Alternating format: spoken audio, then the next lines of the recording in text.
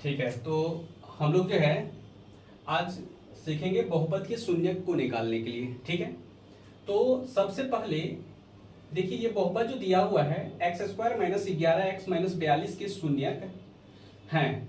तो ये कैसा बहुपद है? तो द्विघात बहुपद है। तो इसमें शून्यकों की संख्या होगा कितना? दो शून्यक होगा। तो देखिए शून्यक कैसे निकालते हैं, यानी कि शून्यक को ही जीरोज करते हैं। सबसे पहले आप इसको fx लिख लीजिए। एक मिनट, आप सबसे पहले लिख लीजिए fx equal to 11x square minus 11x minus 42। अब देखिए आपको बोला है शून्यक निकालने के लिए, तो आप क्या कीजिए, इस fx को शून्य के बराबर कर दीजिए। ठीक है, देखिए fx का वैल्यू है कितना वो रख दीजिए यहाँ पे। जब आप वैल्यू रखिएगा तो देखिए x square minus 11x minus 42 बराबर 0। ठीक है, अब देखिए इसको क्या करेंगे, इसका हम गुणनखंड करेंगे। आप लोग 9th क्लास में सीखे होंगे गुणनखंड। देखिए कैसे करते हैं, यदि नहीं सीखे हैं तो सीखिए कैसे करते हैं। देखिए यहाँ पे क्या है, 42 है, माइनस में 42 है, और देखिए एक्स स्क्वायर का गुणांक कितना है, 1 है। देखिए करते क्या है, थोड़ा सा समझिएगा। माइनस 42 गुना 1 है तो 1 कर दिए, तो ये हुआ कितना, माइनस 42। आपको करना क्या है, इस माइनस 42 को ऐसे दो खंड में तोड़ना है ताकि उसका गुणनफल माइनस 42 हो और जोड़ या घटा करके माइनस 11 आ जाए। तो देखिए कैसे तोड़ते हैं। यदि जिसको नहीं आता है डायरेक्ट करने के लिए, वो क्या कीजिएगा, 42 को इस तरह से लिख लीजिएगा। देखिए इस तरह से लिखते हैं, 2 से करते हैं, तो 2 से कीजिएगा तो 21, फिर देखिए 3 से, तो 3 गुना 7 कितना हुआ, 21। अब देखिए इसका जो है ना हम फैक्टर कर लिए हैं, तो अब ऐसे जोड़ा बनाएंगे ताकि जोड़ या घटा करके माइनस 11 आ जाए। तो देखिए करते कैसे हैं, आप जब तोड़िएगा तो देखिए 2 गुना 3 6, 6 गुना 7 42। लेकिन देखिए 7 और 6 दोनों में से किसी एक को प्लस में एक को माइनस में। देखिए समझिए कैसे, क्या हम बोलना चाह रहे हैं। यहाँ पे एक माइनस में है, दूसरा क्या है, प्लस में। तो यहाँ पे एक माइनस में एक प्लस में आपको लेना पड़ेगा। ठीक है, तो देखिए यदि आप 6 को प्लस में लेते हैं, इसको 7 को माइनस में लेते हैं, फिर भी 11 नहीं आएगा।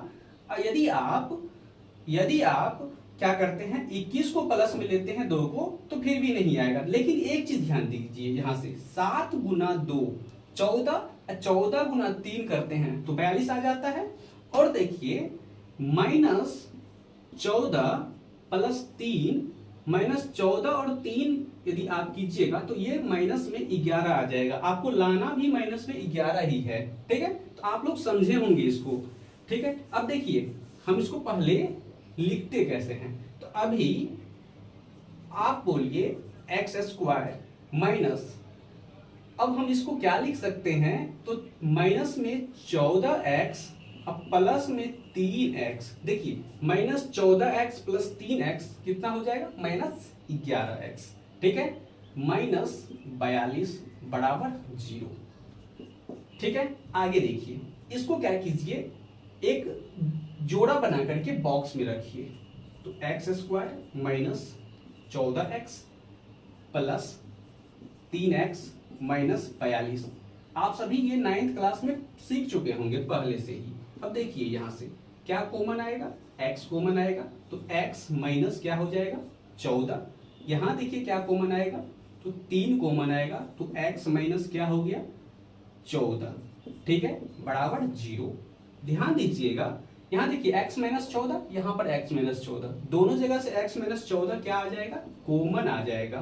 तो देखिए इस वाले टर्म में x माइनस 14 जब कॉमन आ गया तो बचा क्या, x, और यहां पर क्या बचा, 3। ठीक है, इक्वल टू 0। अब देखिए दो नंबर का प्रोडक्ट 0 है, इसका मतलब इन दोनों में से कोई एक 0 होगा ही, या तो ये 0 या ये 0 या दोनों 0, तभी 0 हो सकता है।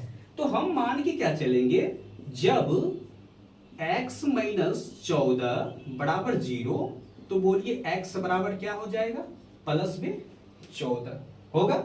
दूसरा कंडीशन क्या बन सकता है, जब x प्लस 3 बराबर 0, तो x बराबर क्या हो जाएगा -3।